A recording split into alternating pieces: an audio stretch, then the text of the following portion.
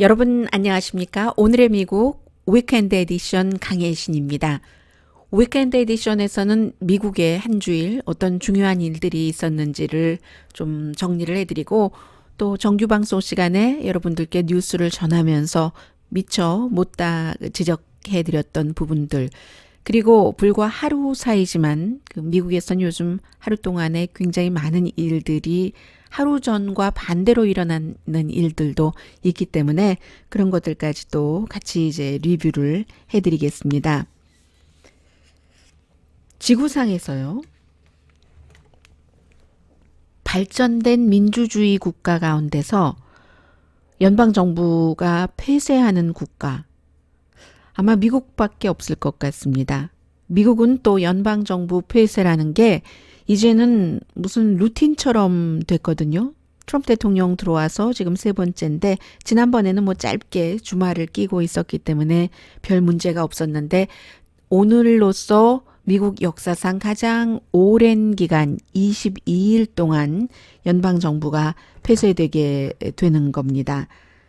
그런데 이제 정부가 폐쇄되고 여러 가지 그 사태가 벌어지고 하는 게 굉장히 혼란스러울 때도 아니고 지금 전쟁 중도 아니고 실업률도 굉장히 낮고 하는데 이번에 연방정부가 폐쇄되는 근본적인 이유는 대통령이 원하기 때문입니다. 대통령이 멕시코 벽 쌓는 것, 그 비용을 예산안에 민주당이 넣지 않기 때문에 그러는 것이고, 그럼 민주당은 왜 이 57억 달러 정도 대통령이 원하는 것을 주지 않느냐. 뭐 이렇게도 생각해 볼 수도 있는데, 사실 그 기본적으로는 민주당에서는 57억 달러를 멕시코 벽을 쌓는데 주는다는 것은 돈 낭비다. 대통령이 얘기하는 것과 실제의 그 멕시코와 미국 사이의 국경에서 넘어오는 사람들의 뭐 위험도라던가 그곳에서 실제로 뭐 마약 같은 것이 넘어온다던가 하는 것이 사실과 그 백악관의 주장이 다르기 때문에 벽을 쌓아봤자 이게 별 소용이 없으니까 돈 낭비다 하는 것도 있고요. 그래서 기본적으로는 요즘은 뭐 사람들이 와서 뭐 비자 받고 와서 오래 머물다 보면 한국 분들도 그런 분들 많이 계시거든요. 그러면은 이제 뭐 그야말로 서류미 비자가 되는 경우도 있고 실제로 원래 들어올 때부터 비행기로 들어오고 안 나가는 사람들도 더 많기 때문에 불법 이민 문제가 대통령이 그것을 막기 위해서 그런 것이라면 거기에 포커스를 둬야지 된다. 항구, 뭐 비행장 이런 데를 지켜야지 된다. 마약 같은 것이 들어오는 것도 이 발로 걸어서 어린이들과 함께 주로 이제 들어오는 그런 멕시코 국경이 아니라 자동차, 뭐 배, 비행기 이런 곳에 뭐 숨겨가지고 들어온다 하는 게 이제 민주당의 주장이고요. 그러나 또 반대로 따지고 보면은 공화당의 입장에서 보자면 57억 달러가 굉장히 미국 전체적인 예산에서는 작은 돈입니다. 한 뭐 하루도 아니에요. 한 12시간 정도의 미국 정부는 57억 달러를 씁니다. 반나절 정도에. 그래서 줘도 되는데 이것을 민주당에서는 대통령에게 승리를 안겨주고 싶지 않은 거죠. 정책에 관한 것이라면은 벌써 했을지도 모르는데 사실 이것도 했어요. 한번 했는데도 트럼프 대통령이 또 어기고 말았지만 민주당이 그토록 원하는 어릴 때 미국의 부모와 함께 들어와서 다 커버린 그런 사람들에게 오바마 행정부에서 의회에서 법이 만들어지지 않으니까 나카라는 프로그램을 만들어서 드리머라고 부르죠. 그 젊은이들을 그 사람들을 추방하지 않도록 하는 이런 것을 이제 좀 완전하게 오바마 시대에는 대통령의 행정명령으로 했으니까 이번에는 법으로 그들을 보장을 해주자. 이게 이제 그 민주당이 원하는 것이고 그러면 대통령이 57억 달러 갖고 벽을 짓고 돈 낭비가 됐던 어쨌든 그리고 민주당은 다카 한 70만 명 되잖아요. 그 사람들을 미국에서 편안하게 살 수 있게 하고 그리고 이제 또 그런 젊은이들이 민주당이 그런 일을 해주면 당연히 또 나중에 투표를 할 때 민주당에 투표를 하지 않겠어요? 이렇게 할 수 있는데 대통령은 그런 것을 원하지 않는 겁니다. 지난번에 한번 이 안에 대해서 합의를 하고 대통령이 안 지켰어요. 불법 이민을 내가 더 없애야지 되겠다. 이렇게 얘기를 하면서 결국은 뭐 57억 달러 벽 짓는 것 의회에서 안 주면 자랑스럽게 연방 정부를 폐쇄해 버리겠다 하고 폐쇄를 했고, 트럼프 대통령은 싸움을 시작을 하면은 이기기를 원하는 사람입니다. 그래서 이제 그냥 가보겠다는 것인데, 사실은 이 멕시코 장벽은요, 소수 인종도 그렇고 양식이 있는 백인들도 다 압니다. 인종차별 정책입니다. 왜 인종차별 정책이냐고 하면은 백인들이 유색 인종을 싫어하고, 이번에 뭐 갤럽 조사인가요? 거기서도 나왔지만 백인은 인구를 유지하기가 힘듭니다, 지금. 유타와 사우스다코타 뭐 기름이 펑펑 쏟아진다던가, 아무튼 에너지 산업이 잘 된다던가, 또 유타처럼 몰몬이 많아서 몰몬이 자녀를 많이 낳기 때문에 평균 3.4명을 낳고 있습니다. 전국 평균 2.1%보다 뭐 배는 조금 안 되나요? 배가 넘는 거죠? 아니죠. 배 조금 안 되는 거죠. 그 정도의 두 개 주만 빼고는 백인 인구가 줄어들고, 또 줄어드는 것에 그 위축감을 느끼면서 워낙에 백인도 그 아메리칸 인디언이 살던 땅에 와서 본인들도 사는 거면서 이제 유색 인종, 특히 이제 그 이민에 있어서는 브라운 인종을 굉장히 싫어하고, 뭐 넓게 펼쳐보면은 연장해 보면은 뭐 코리안 아메리칸도 마찬가지인 겁니다. 백인 위주 아메리카 퍼스트라는 정책은 아메리카 그레이트 어게인은 아메리카 화이트 어게인으로 많은 사람들이 보고 있습니다. 이것을 미국의 백인 양식 있는 사람들도 다 얘기를 합니다. 소수인종들만 얘기하는 게 아니라. 그러나 이제 소수인종 가운데서 본인이 마치 백인인 듯 착각을 하고 일제시대의 일본인인 듯 착각을 하면서 한국 사람들을 마구 또 학대하고 무시하고 하는 것에 앞장서서 일하는 사람들이 있습니다. 지금 미국 언론에도 그런 사람들이 있습니다. 저는 과거에 그 일제시대의 뭐 생계형 그 일경이 아니었다면, 생계형이 아니라 아주 자발적으로 본인은 일본 사람 행세를 하면서 그런 사람과 마찬가지인 거예요. 다른 이슈는 모르지만 이 이민 이슈는 백인 위주의 인종차별 정책인 겁니다. 오늘도 그 트럼프 대통령이 트윗을 했는데, 이게 내가 국경 지역에서 안전을 지키기 위한 것, 공약을 했었던 것을 지키는 것이다 라고 얘기하면서 아주 그 거짓말을 줄줄이로 늘어났습니다. 국경 지역에서 뭐 예를 들어서 체포된 사람이 240%가 늘었는데, 이 늘었다고 하면서 2011년부터 2018년까지라고 했는데 아니에요. 체포를 트럼프 대통령 들어와서 많이 했기 때문에 240%가 늘어났고, 그리고 이것도 일관성이 없습니다. 추방하는 이런 비율은 또 어떻게 보면 오바마 때보다 조금 또 작기도 하고요. 그리고 기본적으로는 텍사스에서 이 그 연도수는 맞습니다. 2011년에서 18년 사이에, 왜 텍사스를 예로 드냐면은 그 국경을 넘어오거나 아니면 이민자들이 많이 브라운 피플이 살고 있으니까요. 29만 2천 케이스의 범죄 사건을 불법 이방인이 저질렀다. illegal aliens가 저질렀다라고 얘기를 합니다. 그런데 사실과 다릅니다. 29만 2천 케이스는 서류 미비자에 대한 내지는 불법 이방인에 대한 기소가 된 케이스고, 이 가운데서 유죄로 확정된 케이스는 12만 케이스밖에 안 됩니다. 그리고 전반적으로는 미국에서 범죄를 쭉 따져보면은 미국 정부 자료입니다. 일반 사람들이 저지르는 범죄율이 이 서류 미비자가 저지르는 범죄율보다 훨씬 높습니다. 어쨌든 대통령이 얘기한 29만 2천 그 범죄 케이스라고 했지만 12만 케이스고요. 그리고 이제 539명이 살인죄다 했는데 반도 안 됩니다. 238 케이스, 2011년부터 2018년까지요.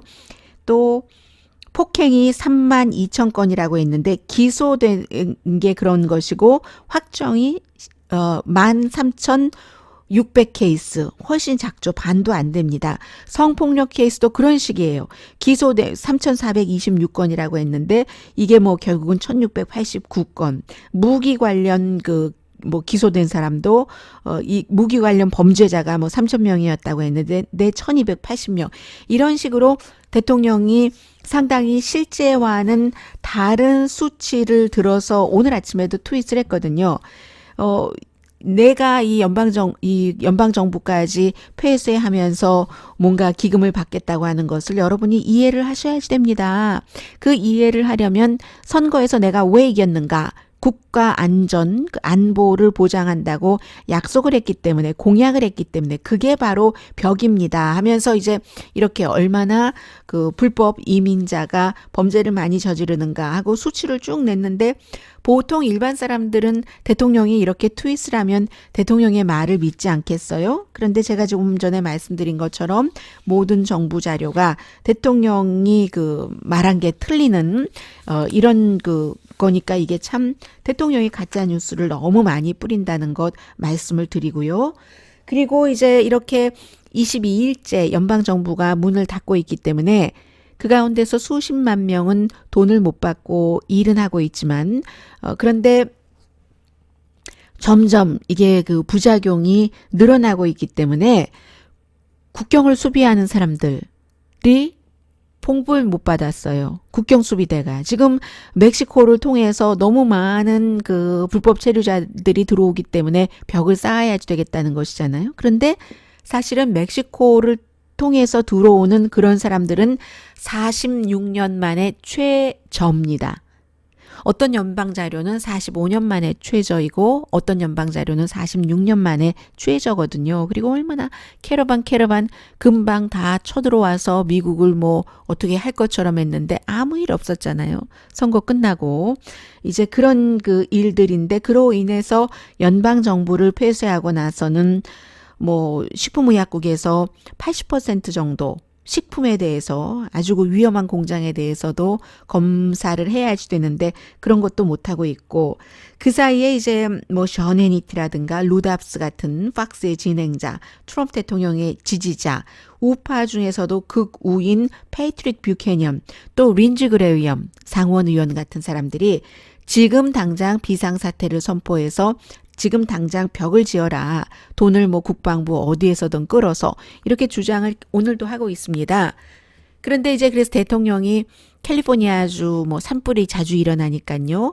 또 뭐 푸에르토리코의 뭐 허리케인이라든가 텍사스, 플로리다 이런데 허리케인 기금으로 이렇게 딱 책정을 해놓은 것이 있습니다. 거기서 돈을 뽑아서 군인들을 시켜서 벽을 지으려는 것을 생각을 해보기도 했고, 실제로는 불과 며칠 전에는 내가 이 연방정부 폐쇄가 민주당과 협상이 되지 않는다면, 그렇게 비상사태를 선포하지 않는다면 나 스스로 놀랄 것이다 라고 했는데 오늘 아침에는 비상사태는 선포하지 않겠다고 얘기를 했습니다. 비상사태 선포하면 내가 고소당할 거다. 대통령이 이런 얘기를 했는데 실제로 그런 일이 있겠죠. 그리고 국가 비상사태를 선포한다는 것은 비상한 사태의 비상사태가 선포가 되는 거잖아요. 산불이 일어났다던가 홍수가 났다던가 사람들이 막 허리케인에 막 회오리 바람에 쓸려서 어디론가 던져진다든가 9.11 사태 비슷한 것, 이런 것들이 국가 비상사태지만 지금 멕시코 국경에서 국가 비상사태가 일어났다고 하는데 오히려 그쪽으로 넘어오는 사람이 45년 만에 46년 만에 46년 사이에 최저라고 하잖아요. 비상사태가 아닌데 비상사태라고 선포하고 그 돈으로 벽을 짓는다면 뭐 헌법 자체를 위배하는 것이고 이건 대통령이 아니라 왕자다라고 이제 팍스에 법 전문가도 얘기를 했었던 그런 정도인데, 뭐 그 사이에 그 민주당의 상원 하원 지도부와 백악관에서 뭐 문제를 어떻게 풀 것인가 의논하려고 만나서 몇 분 만에 책상을 확 치고 소리 지르고 나갔다는 것이고, 뭐 그러나 대통령은 내가 얼마나 예의 바르게 행동했는데, 그리고 그 자리에 있었던 또 다른 그 공화당 의원들도 대통령 목소리가 얼마나 작게 조곤조곤 소곤소곤 얘기를 했는데 라고 증언을 하지만, 어쨌든 민주당의 상원의 원내대표인 척 슈머가 대통령이 책상을 딱 치고 소리를 지르고 이리고 자리를 박차고 나갔다라고 증언을 하는 이런 좀 그 민망한 사태들도 있었고요. 그리고는 이제 이 미국의 이 일 때문에 대통령이 그 다보스 포럼에 가는 것도 취소를 했거든요. 글쎄요, 그 사이에 지금 뭐 여러 가지 상원과 하원에서 뭐 일도 있었고, 트럼프 대통령은 오늘도 나는 아무 데도 안 가고 지금 열심히 백악관에서 일을 하고 있는데 민주당이 너무 게으르기 때문에 이게 해결이 되지 않는다. 민주당이 놀기만 하고 휴가 갈 거 다 가고 일을 게을리해서 아무것도 안 하고 있는다. 뭐 이런 식으로 얘기를 했고요. 그런데 실제로는 민주당이 지금 뭐 여러 개 안을 이 연방정부 페이스에는 풀고 멕시코 벽쌓기는 따로 하는 이런 안을 통과시켰습니다. 공화당 의원들도 한 안에는 8명, 또 다른 안에는 12명이 민주당과 함께 찬성을 해서 이런 것을 했는데 결론은 공화당이 다수당인 상원에서 들어줘야지 되거든요. 상원에 미치 매코넬 상원 의원이 절대로 그렇게 아직까지는 안 할 입장입니다. 그리고 또 상원에서 들어주면 뭐예요? 대통령이 그 같은 안에는 서명을 하지 않을 건데, 그래서 민주당이 놀기만 하고 게을러서 아무 일도 안 하고 법안도 안 만든다. 이 얘기는 좀 사실과 다르고요. 지금으로서 예상해 볼 수 있는 것은 이 정도 되면은 대통령은 지금 대통령의 지지계층, 백인들, 뭐 그런 사람들을 지키겠다는 거잖아요. 멕시코에 벽 쌓는 것을 인종차별의 상징으로 보는 사람들이거든요, 실제로. 그래서 어제 그 NPR 방송에 인터뷰를 했었던 어떤 여성도 뭐 다 사람들이 왔다 갔다 하는 곳인데 예를 들어서 뭐 100% 좋은 사람만 들어올 수도 없는 것이고 하나 이제 대부분의 그 난민들도 어린이와 엄마 이런 식으로 같이 오고 하니까 사과가 1000개를 이렇게 딱 꼭지를 따고 보면은 그 사과가 1000개가 어떻게 다 완벽하겠어요. 이 사과에는 여기에 상체기가 있고 저 사과에는 아무렇지도 않았는데 막상 탁 깨물어 보니까 속이 누렇더라. 뭐 이런 것이요. 그런 정도잖아요. 그래서 이 멕시코 벽벽하는 것은 브라운 피플을 대통령이 헤이트하기 때문이다라는 어제 NPR 방송과 그런 인터뷰를 했는데 아는 사람은 다 아는 백인들도 다 아는 그런 얘기인데 제 생각에는 조금 더 나빠질 것 같아요. 이 연방정부가 문을 열기 전에 진퇴양난인 거죠. 대통령도 비상사태를 선포하려고 해보니까 실제로 사람들이 트럼프 대통령 주변에서 아무리 그 저널리스트들이 알면서도 때로는 모르면서 그 대통령이 주장하는 그대로를 또 앵무새처럼 얘기를 하기도 하지만 그보다 더 많은 사람은 사실을 알고 있기 때문에 팩트체크를 하기 때문에 이게 목적이 어디가 있는가. 그리고 실제로 저처럼 인종차별에 굉장히 그것도 해서는 안 된다는, 그것은 해서는 안 된다는 생각을 갖고 있는 소수인종 방송인으로서는 용납하지 않거든요. 이민에 대해서 그런 이슈를. 그러나, 또 다른 많은 사람들은 그냥 그냥 대강 가지 뭐, 나하고 상관없는데 하는 것이기도 하는데, 그런 상태에서도 많은 사람들이 또 저와 같은 생각을 하고 있기 때문에 그런 목적에서 뭐, 그걸 무조건 해줄 수야 없지. 아무것도 안 받고, 뭐, 뭔가 받을 것을 또, 소수 인종에 대해서 받는다면 모르지만, 그게 협상인데, 이래서 양쪽에서 다 민주당이나 대통령이나 양보하기를 원치 않기 때문에 조금 더 빡빡하게 갈 것이다. 하는 생각이 듭니다. 그리고는 이제 시리아 사태인데, 12월 달에 대통령이 30일 안에 시리아에서 2,000명의 미군을 철군을 하고 그 이유는 유일한 목적이 아이시스를 잡는 것이었는데 아이시스 다 물리쳤기 때문에 라고 얘기했다가 사람들이 참 뭘 몰라도 한참 모르네. 그렇게 되는 경우 러시아와 이란이 힘을 쓰고 또 미국이 그 쿠르드족 그 동맹군을 배신한다는 얘기도 듣고 앞으로도 어떻게 할 것이며 기타 등등 얘기가 나중에 나오니까 또 그 사이에 국방장관을 포함해서 많은 중요 인물들이 국방장관뿐만이 아니라 아이시스 뭐 특별 대사라든가 뭐 국방부의 국방장관의 대변인이라던가 이런 사람들도 다 물러났거든요. 물론 뭐 국방장관이 나갈 때 대변인이 나가는 것도 기본적으로 볼 수도 있는데 이런 경우는 기본적이어서 그런 것은 아니거든요. 다 이제 대통령이 시리아에 대해서 그렇다 해서 조금 무리를 했다. 물론 일부에서는 또 그 민주당에서조차 미국이 알지도 못하는 나라 언어라던가 문화라든가 그런 나라에 가서 무조건 개입하고 그 나라를 침략하고 이라크 침공하듯이 하는 것을 싫어하는 사람들이 굉장히 많아요.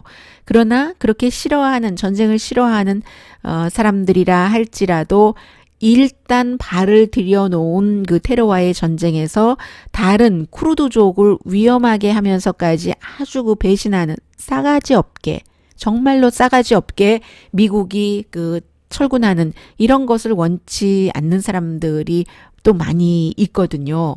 쿠르드족은 미군이 나오면 터키의 밥이 돼버립니다. 터키의 에르도안 대통령이 쿠르드족을 테러리스트라고 규정을 했고 그동안 이제 미국과 같이 동맹국으로서 시리아 내부에서 아이시스를 잡았기 때문에 터키도 어쩌지 못했지만 터키와 그 쿠르드족 시리아 내에 살고 있는 곳이 국경이 맞대 있고 터키 내부에도 국경이 있고 이 쿠르드족이 있고요. 쿠르드족이 뭐 여러 그 중동의 나라에 이렇게 그 퍼져서 살고 있기 때문에요. 그래서 미군이 나가면 당연히 에르도안은 터키의 군을 그 대동을 해서 쿠르드족을 뭐 완전히 말살하려는 그런 정책을 펼칠 텐데 미국이 그렇게 나오는 것을 원치 않는 사람들이 많으니까 대통령이 조금 뒤로 물러나긴 했어요.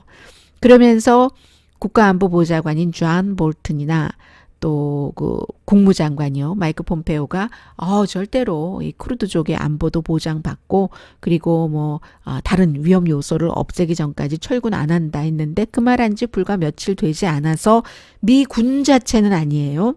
미군 장비를 지금 그 철수를 시키고 있다고 하거든요. 이 부분에 대해서도 그 말이 많으니까 오늘 아침에 그 마이크 폼페오 국무장관이 지금 미국에는 없어요. 중동 순방 중인데 그곳에서 이게 전략의 변화다. 전술의 변화다라고 얘기를 했군요. 전술의 변화다라고 얘기하면서 여전히 이제 쿠르드족에 대해서는 터키의 에르도안 대통령이 그들을 살해하지 않는다는 약속을 받겠다 하는데 그 약속 받으면 뭐합니까? 독재자인데 약속 어기면 어길 수도 있고 또 그 사람의 정치적인 생명이 쿠르드족을 압박하는 것으로서 어떤 집권이 그 장기화가 될 수가 있는데 그 사람이 그 약속을 지키겠어요? 그것은 그냥 하나만한 약속을 하는 것이고 실제로 에르도안이 약속하지도 않습니다. 존 볼튼이 아주 당당하게 이스라엘에서 이렇게 하고 있어야 우리가 철군을 한다 하고 에르도안을 만나러 터키로 딱 갔었을 때 안 만나줬죠. 그리고 마이크 폼페오 국무장관도 마찬가지입니다. 이 존 볼튼도 자신의 카운트파트너는 만났고 지금도 마이크 폼페오 국무장관도 터키의 외무장관은 만났지만 아직 터키 그 대통령을 만났다는 얘기는 안 들리고 있네요. 터키 대통령은 계속 국가안보보좌관이나 국무장관이 높아? 대통령이 높지? 나는 이미 트럼프 대통령과 전화통화로 다 미군 철군을 서로 약속하고 도장을 찍었는데 나는 그냥 대통령 말 믿고 그대로 스케줄 하겠다. 이렇게 얘기를 하니까 이 시리아 문제도 지금 제대로 처리되는 것은 아니고요. 그리고 트럼프 대통령을 괴롭히는 것은 러시아입니다. 어제도 방송 끝나고 나서 다시 이 러시아 문제에 대해서 트럼프 대통령이 아주 싫어하는 페이크 뉴스, 페일링 페이크 뉴스라고 부르는 뉴욕타임스가 또 보도를 했습니다. 물론 사안이 예민하기 때문에 이런 경우에 누가 내 이름을 대고 얘기를 하겠어요. 이름은 대지 않고 뭐 여러 그 취재원을 바탕으로 해서 트럼프 대통령이 지난해 5월 달에 제임스 코미 연방수사국장을 해고하고 나서 그때 연방수사국뿐만이 아니라 다른 법집행기관들이 트럼프 대통령이 이것은 대통령으로서 미국을 위해서 일하는 게 아니라 러시아를 위해서 일하는 에이전트네. 이런 그 판단으로 조사를 했고 실제로 조사를 했다는 겁니다. 처음에는 원래 제임스 코미를 해고하기 전부터도 이거 조사를 하는가? 2016년 캠페인 당시에 여러 가지 때문에 그렇게 생각을 하다가 너무나도 그 사안이 예민하기 때문에 안 했다는 거예요.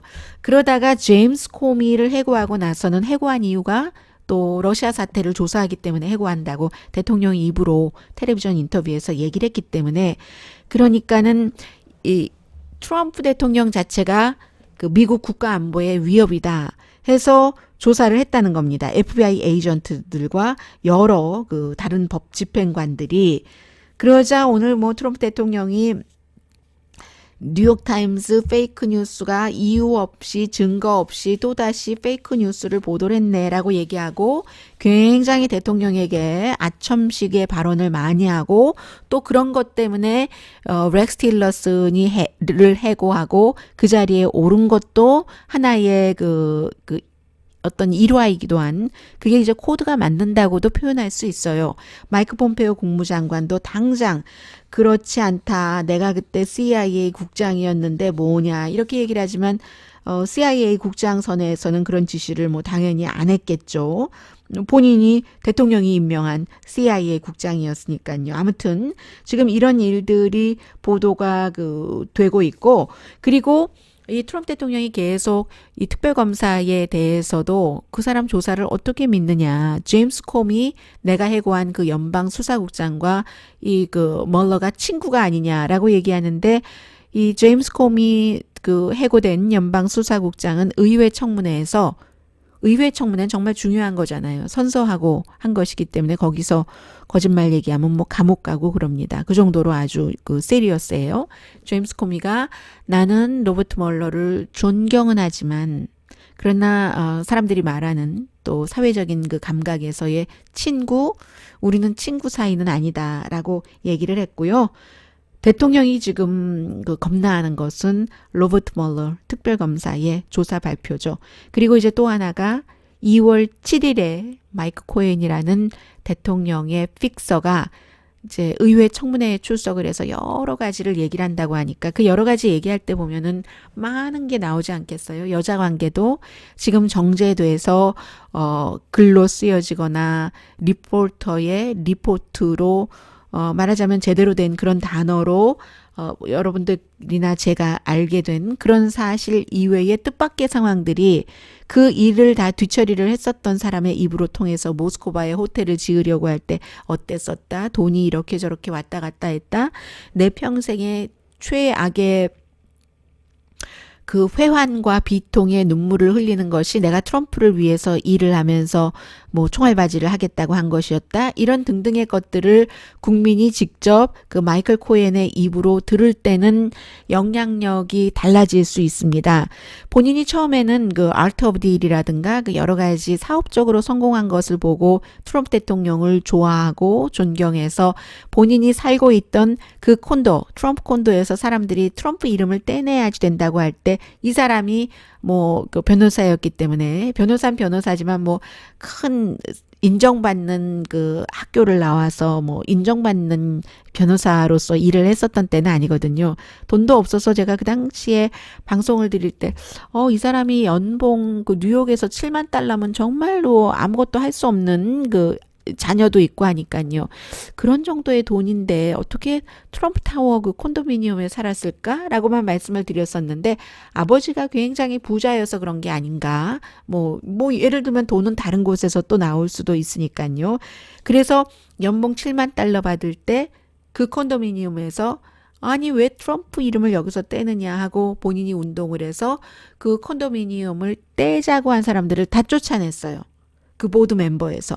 그래서 트럼프 대통령이 그런 뭐 연봉이 얼마라고 했죠? 뭐 50만 달러라고 했나요? 거부할 수 없는 정도의 연봉을 받고 트럼프 재단에서 일하자 해서 거기에 가서 그때부터 이제 대통령을 위해서 모든 여자 문제 생기면 막아줘. 모스크바에 타워 짓고 싶다면 오히려 대통령의 자녀들보다 이 트럼프 대통령이 어떤 사람인가, 어떻게 살아왔는가를 10년 이상 가장 잘 알고 있는 사람이 마이클 코엔 변호사이기 때문에 2월 7일 굉장히 신경이 쓰일 테고요.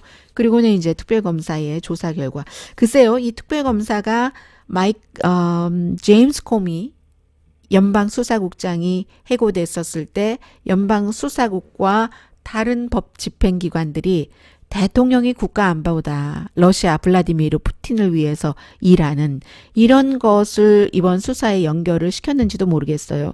그리고 이제 또 하나 아주 그 영원히 역사에 기록될 것 가운데 하나가 제임스 코미 연방 수사국장을 해고하고 나서 그것도 이제 그 사람이 로스앤젤레스죠.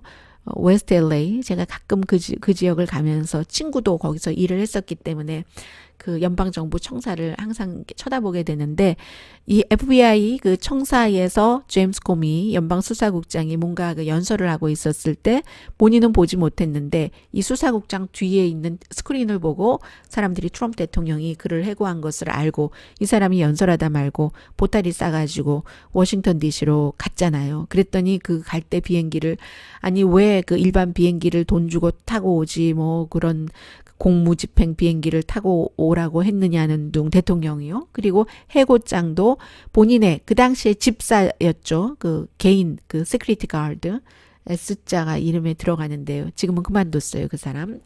그 사람을 시켜서 연방수사국으로 배달하게 했잖아요. 연방수사국하고 뭐 대통령 그 백악관이랑 별로 멀지 않습니다. 그랬는데 그렇게 해고하고 나서 다음날 바로 러시아의 그 주미 대사와 2명 더인 것 같아요. 백악관에 초대를 합니다. 아무도 그 자리에 동석하지 않고 기록이 없는 거예요. 대통령 기록이.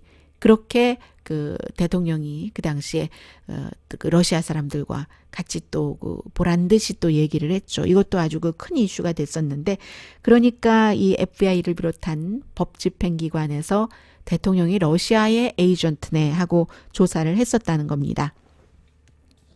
당연히 대통령은 그렇지 않다고 지금 얘기를 하고 있고요. 그리고는 이제 북한 한국 관련 뉴스를 전해드리자면 그 밖에 뭐 뉴스가 많았죠. 뭐 이제는 민주당 쪽에서 2020년 대선 출마해야 한다는 사람들.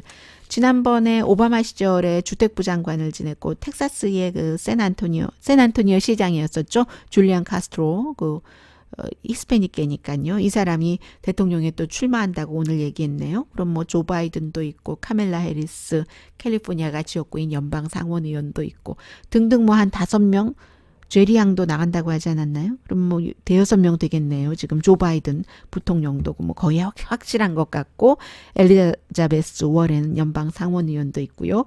그런 뉴스도 있고 지금까지는 기본적으로는 미국은 보수가 많습니다. 진보보다. 그런데 미국의 민주당 가운데서는 이제 진보입니다.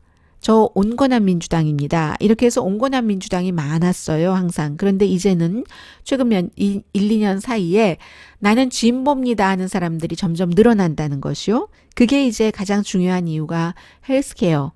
진보가 모든 국민이 미국이 세계에서 제일 부자라며 그런 국민들 건강보험은 있어야지라고 얘기하는 것. 그리고 두 번째가 이민에 대해서 미국은 관대해야지 되는 거야. 그리고 설령 뭐가 바뀌어서 이제 좀 조절을 해야 한다 할지라도 인간적으로 대우를 해줘야지 이런 문제. 그리고 세 번째는 기후 변화. 이 세 가지 이슈가 중심이 돼서 나는 진보다라고 얘기하는 사람들이 조금 늘어나니까 그러니까 이제 젊은 사람들이 많이 나와요. 나 후보하겠다는 사람. 줄리안 카스트로 같은 경우도 만약에 대통령이 된다면 지금으로선 뭐 그렇게 뭐 핫한 캔디데이트로 보이지는 않습니다만 그러면 이제 세 번째로 젊은 대통령 되겠네요.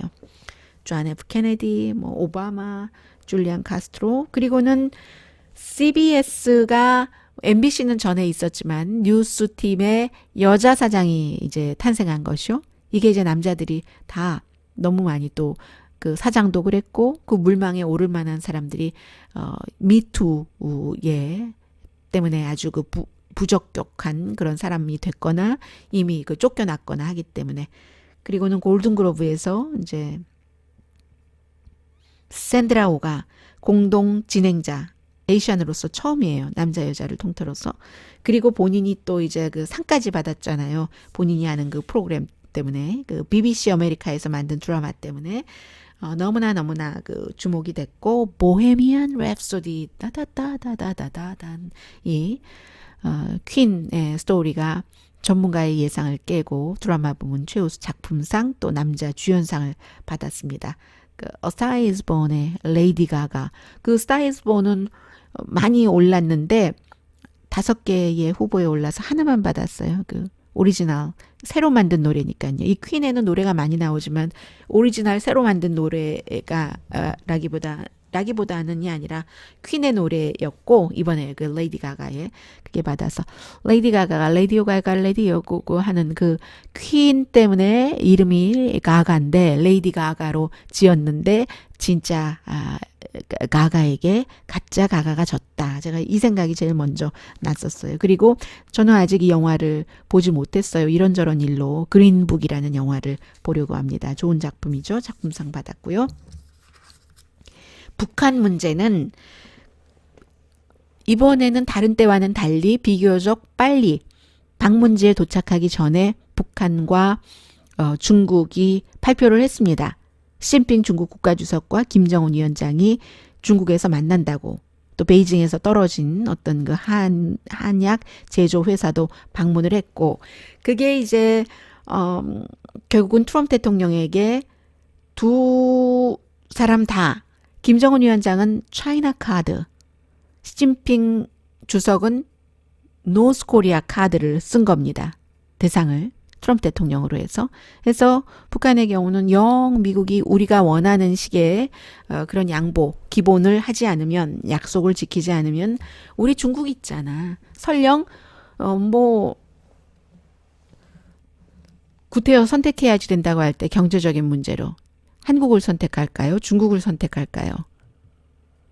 중국이 북한과의 무역관계 90% 정도를 하고 있는데 이번에도 그런 모습까지도 보여준 것이라고도 보여지고요. 이제 미국 사람들이 해석하는 게 그렇습니다. 그리고 이제 중국으로서는 더 큰 이슈는 북한도 큰 이슈지만 미국과의 무역 마찰이 중국으로서는 더 심각합니다. 규모가 워낙에 크기 때문에요. 아유 죄송합니다. 제가 이것을 엄마네요, 엄마. 엄마 조금 있다가 내가 지금 방송 중이에요. 네. 응 소리가 들어갔네요. 제가 그냥 유튜브니까 그냥 오늘 이 정도까지 하죠.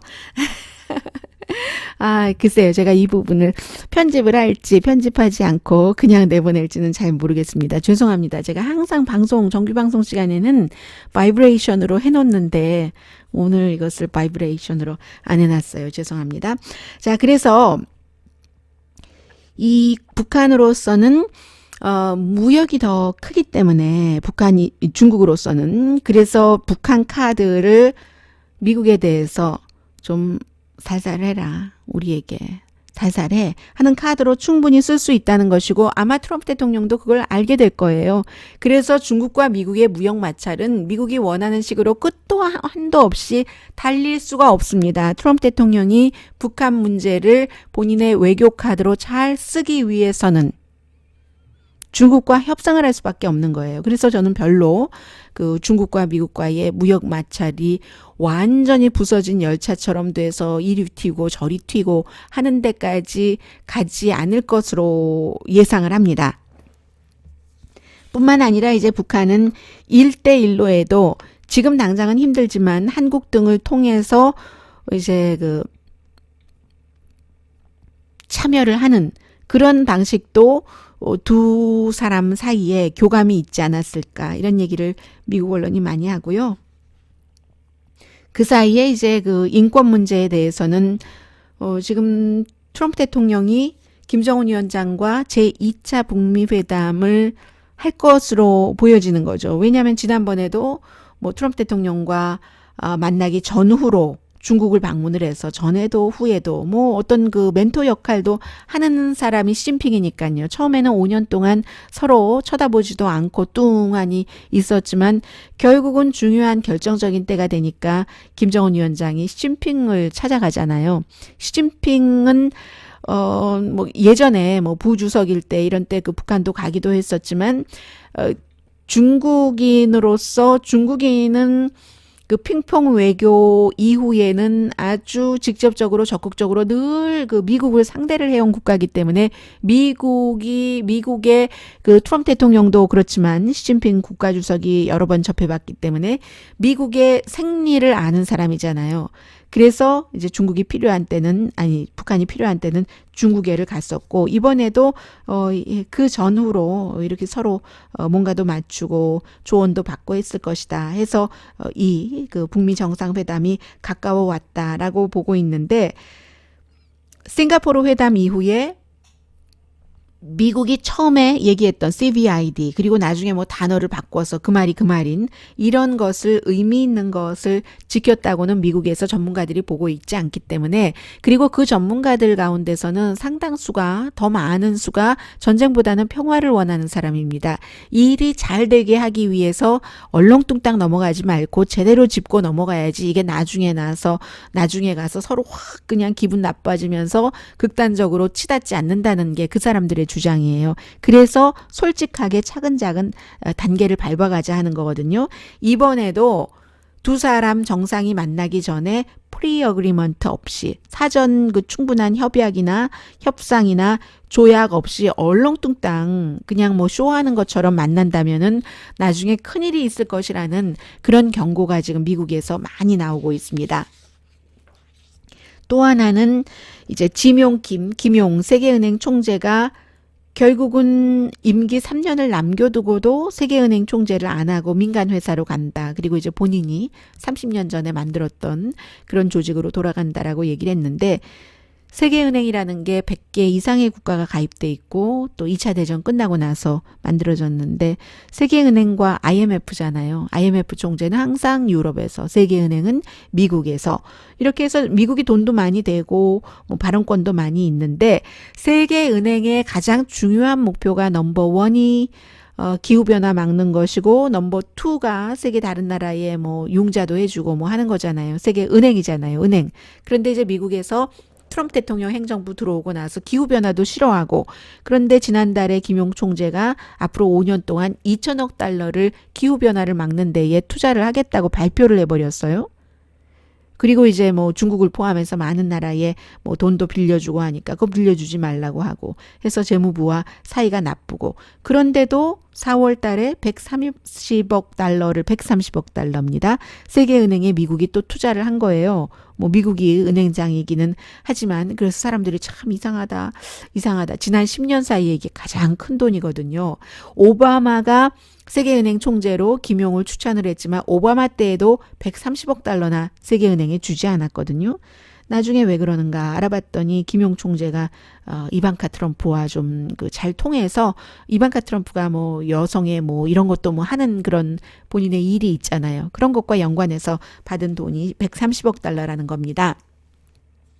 결국은 두 가지인데 미국으로서는 그동안 계속 이거 너무 불공평하네. 왜 미국만 해 하다가도 나중에 뽑아놓고 보면 미국 사람이에요. 세계은행 총재가. 그런데 이번에는 그렇지 않을 수도 있다. 더군다나 세계은행에서 일하던 많은 미국 사람들 가운데에서 이 너무 지난 2년 동안 아메리카 퍼스트를 강조를 한다 하면서 사과하고 그 자리에서 물러나고 아주 뭐 존경받는 그 폴 러머라는 경제학자 같은 경우도 미국이 칠레가 밉다고 칠레에게 너무 세계은행이 부당하게 일을 했다 하면서 이 세계은행 그 자리에서 사임한 사람도 있었거든요. 그래서 결국은 김용 총재도 아메리카 퍼스트와 충돌을 했기 때문에 본인이 임기를 남겨두고 내려올 수밖에 없었다. 전문가들은 이렇게 보고 있습니다. 양승태 전 대법원장은 임기를 다 마치고 은퇴를 했죠. 그런데 미국의 사법 역사상 처음으로 뭐 형사 피의자로서 14시간이나 조사를 받았는데 그런 일이 처음이다. 미국 언론도 보도를 하고요. 이게 이제 결국은 국민들이 사법부를 지금 많이 불신하고 있는데 과거에 박근혜 그 대통령 시절에 양승태 전 대법원장이 박근혜 대통령의 뜻에 맞춰서 일본과의 그 케이스요. 이 징용 나가서 결국은 일본 회사에게 배상해라 하는 요구를 해서 그 최종적으로는 10월 달에 연방 대법원에서 89,000달러씩 그 한 분께 네 분이죠 이번에 배상을 하라고 판결을 했는데 그 전에는 하급 법원에서는 그렇게 했어도 이 연방 대법원이 계속 뭐 미루거나 좀 그 곤란하지 않게 하려거나 왜냐하면 박근혜 그 전 대통령이 그 당시에 그 일본과의 사이 위안부 뭐 이런 거 다 있잖아요. 그래서 이제 일본 케이스를 또 왜 일본 회사 대변을 김앤장 그 변호사 사무실에서 했다. 미국에서는 아마 많은 사람들이 이거 보면서도 그거 참 이상하네. 한국 사람들. 물론 그 사람들은 프로페셔널리 일하면 되는 것이기는 합니다만은 이 경우에는 굉장히 예민하잖아요. 국가적인 감정과 애국심과 이런 것이 들어가 있기 때문에 김앤장에서 그 일본 회사를 변호하는 이제 그런 그 관계자, 그 변호사를 양승태 대법원장이 만났다는 것 아니에요. 그 케이스를 이리저리 미적미적 이제 그 박근혜 대통령 위주로 좀 밀어주고 또 이렇게 해라 저렇게 해라 이거 큰일 난다 국가 간에 위험해진다 하면서 또 양승태 대법원장의 마음과 통하지 않거나 반대되는 그런 그 의견을 가진 그 판사를에게 뭐 부당한 그런 뭐 어떤 그 피해를 줬다던가 이런 모든 것들 한국에서 다 알고 계시는 그런 뉴스들인데 그 내용을 미국 언론도 보도를 합니다. 미국 언론에서는 두 가지를 특히 강조를 하는데 박근혜 행정부 시절에 이런 일이 있었는데 이게 결국은 문재인 행정부가 바뀌고 색깔이 달라짐으로 인해서 양승태 그 조사까지 되게 됐다 하는 것이고 또 하나는 이제 이것 때문에 뭐 이낙연 총리나 문재인 대통령이나 뭐 기자회견 할 때요 여러 기자들의 질문을 받고 답변을 하고 아니 정부가 어떻게 그 뭐 법원의 일까지 다 뭐 하느냐 민간의 일까지 다 하느냐 뭐 이렇게 얘기하면 일본 정부에서는 아니 예전에 뭐 박정희 대통령 시절에 이것도 하고 저것도 하고 우리 돈 다 줬잖아. 돈 줄 때 더 이상 거론 안 한다고 했잖아. 그럼 그 정도는 한국에서 알아서 해야 되는 거 아니야? 뭐 이렇게 얘기하는 거잖아요. 그래서 미국에서는 중국을 견제하기 위해서는 한국과 일본이 정말 중요한 동맹국인데 이 중요한 동맹국들이 이런 일로 이렇게 그 싸우는 게 불편한 거죠, 보기. 그런 중요한 점이 있기 때문에 미국 언론에서도 이번 주에 이 내용 모두 전했습니다. 네. 오늘의 미국 위켄드 에디션 강희신이었습니다.